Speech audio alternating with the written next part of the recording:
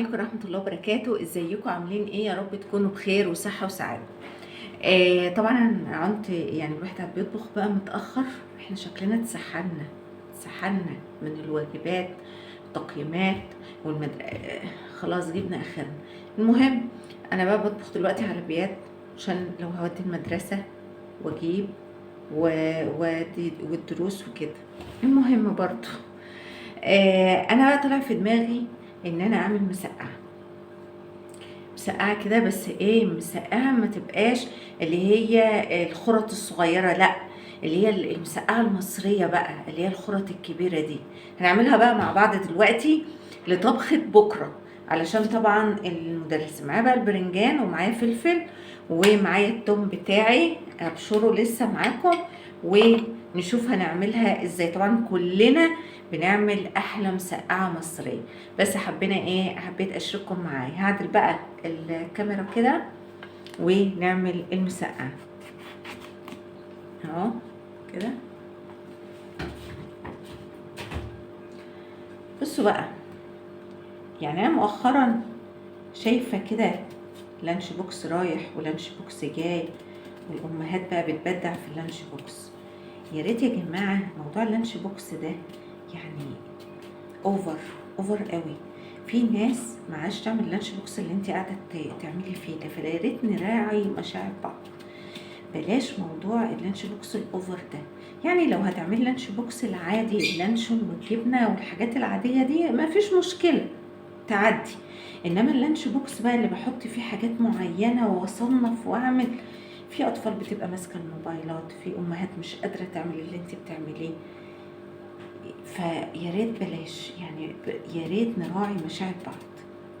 يعني انا بعمل لانش بوكس لابني وبشكل فيه كل حاجه، بس عمري ما بطلع، عمري ما طلعت في فيديو في لانش بوكس. اصل يعني في ايه يعني؟ احنا كنا زمان على فكره بناخد السندوتش الجبنه ولا بيض ولا اي حاجه في كيس نايلون ويلا مع السلامه، يعني ما كانتش شغلانه. عملنا لللانش بوكس حوار وعملنا عليه قصص. انا معرفش بصراحه، يعني معلش من غير زعل كده، انا مش مع الناس اللي بتطلع تقعد تشكل وتعمل وبحط لابني كذا وبحط لبنتي كذا. راعوا مشاعر الناس. في ناس بتبقى واحده بتبقى قاعده مش قادره تعمل لابنها او لبنتها الحاجه اللي انت قاعده تعمليها دي، فيا ريت نراعي مشاعر بعض. انا بقى ايه هعملها كده. انا عاوزاها كده، انا عاوزه كده، انا مش عاوزاه الخرط. انتوا ممكن بقى ايه، في ناس بيعملوه خرط صغيره، وانا كنت عملته على القناه خرط صغيره، بس انا عاوزه المره دي ما تبقاش خرط صغيره، عاوزاها تبقى كده. عاوزه مسقعه من بتاعه زمان، يعني مش الافتكاسات بتاعه الايام دي اهي. بس عشان اسويها كده، ممكن لو الخرطه كبيره قوي بقوم جايه اسمها كده كده، اسمها 2 خلاص اهي. لو هي يعني كبيرة وهتقولي ايه شكلها ده، اهو اسماها 2 بالمنظر ده كده اهي.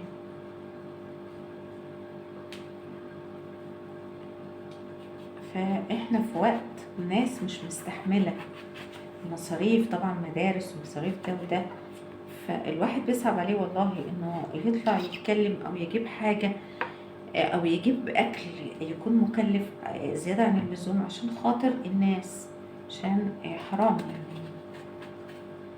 هتقولي اللي ماسكه الموبايل دي بيبقى معاها فلوس، وامال هي جايبه موبايل؟ على فكره كل الناس دلوقتي معاها موبايل وقاعدين، عارف في ممكن يبقى معاها الموبايل وقاعده بس معاهاش، نفسها تعمل اللي انت بتعمليه. فيا ريت يا ريت يا ريت نرجع زي زمان كده، نراعي مشاعر بعض، ويا ريت ندي لابننا او بنتنا سندوتش زياده لو لقى حد معهوش او زميله معهوش اكل او حاجه يديها له. يعني دي تبقى حاجه منك انت كده، وتعلمي ابنك في نفس الوقت على العطاء، مش انه ياخده بس كده. هخليها كده بقى. هعمل كمان البرنجانية التانية دي، واهو شوفوا انا قسمته 2، الكبيرة قوي بقسمها 2، اللي كده بسيبها تمام. هكمله ونرجع بقى نشوف واحنا بنعمل احلى مسقعه مصري علشان تبقى اكله بكره. خلاص عملته اهو ورشيت عليه ملح. هاجي بقى هنا هقوم بقى ايه اقليه كده. عاوزه بقى في قدامك حاجتين،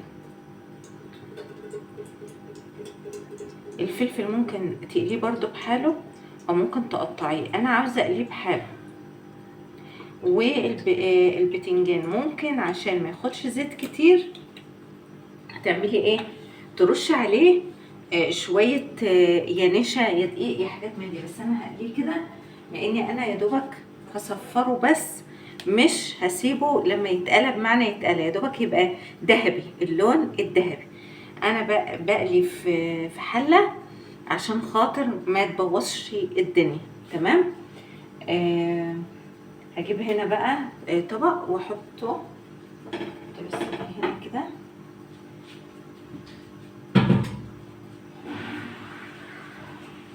واجيب البتنجان بتاعي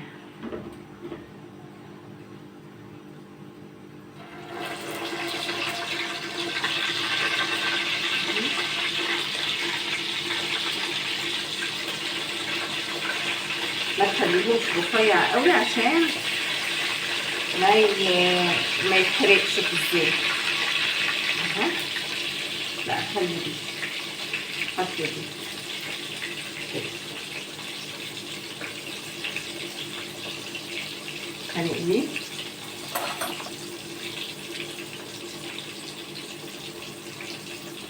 انا عاوزه اللون الاصفر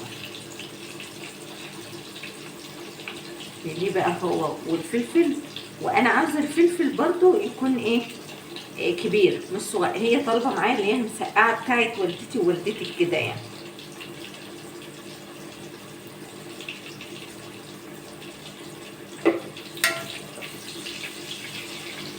في خطوه بس ممكن تكون ما اتصورتش، انا حطيت الزيت بتاعي بعد ما قليت طبعا، وبعد كده حطيت الثوم مهروس، وبعد كده شوحته ورحت حاطه في مقام معلقه خل، ورحت حاطه الصلصه بتاعتي. تمام، علشان يمكن الخطوه دي ما تكونش اتصورت لان انا لقيت الموبايل فصل لوحده.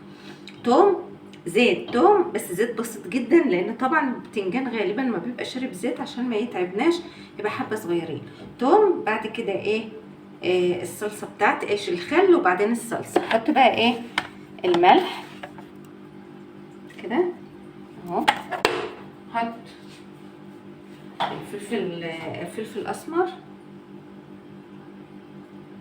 عايزه بقى تحطي كاري كركم، حطي الحاجه اللي انت عارفه البهارات بتاعتك،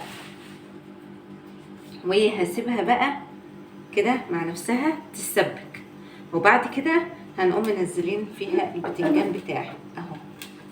قلت اهي، وجبت طماطمايه وقطعتها مكعبات كده معايا برضو في قلب ايه الصلصه بتاعتي. هنزل بقى بالبتنجان بتاعي اللي انا قلياه، هنزل بيه بالراحه كده اهو، بالراحه خالص بس. بسم الله. هسيبه بقى ايه يشرب من الجمال ده اهو، ياخد غلوتين كده ويشرب من العظمه اللي انا عاملاها اهو. يشربوا بقى مع بعض ويسبكوا ويظبطوا ايه. عايزه بقى تعملي بطاطايه معاها مفيش مشكله.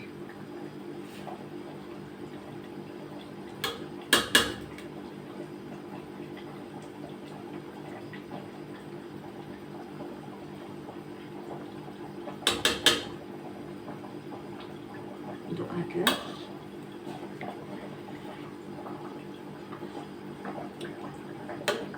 تحفه تحفه.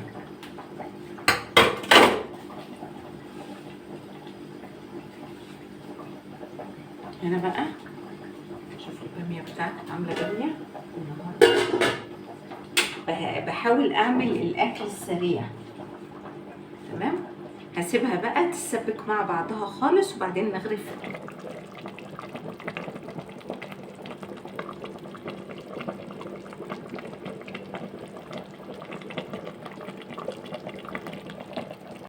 خلصت المسقعه اهي، شوفوا تحفه. ريحتها بقى عاوزه اقول لكم ريحتها خطيره، ريحتها جميله جدا اهي. نعمل ايه بقى؟ نجيب بقى شويه، انا مش هستنى ان انا اسيبها لبكره، انا عارفه نفسي. هناكل حالا. شويه ليمون بقى مخلل كده، انا مخللاه اهو، شوفوا اهو، مع فلفل كده. الله، مسقعه مع مخلل. ممكن بقى تعملي شويه بطاطس شيبس معاها، شوفوا شويه بطاطس شيبس، اي جنبها اي حاجه بقى. اكله عظمه ما خدتش وقت. كل يوم هنعمل مع بعض اكله فيها توفير كده، مره كده مره كده كده مع بعض، علشان خاطر جايز احنا نذكر بعضنا باكل معين وبطرق معينه. ما تنسوش الاشتراك في القناه عشان يوصل لكم كل ما هو جديد. عندنا وصفات كتير وعندنا مسقات كتير وحاجات جميله جدا هفيدكم بيها. يا رب اكون عند حسن ظنكم. استودعكم الله، السلام عليكم ورحمه الله وبركاته.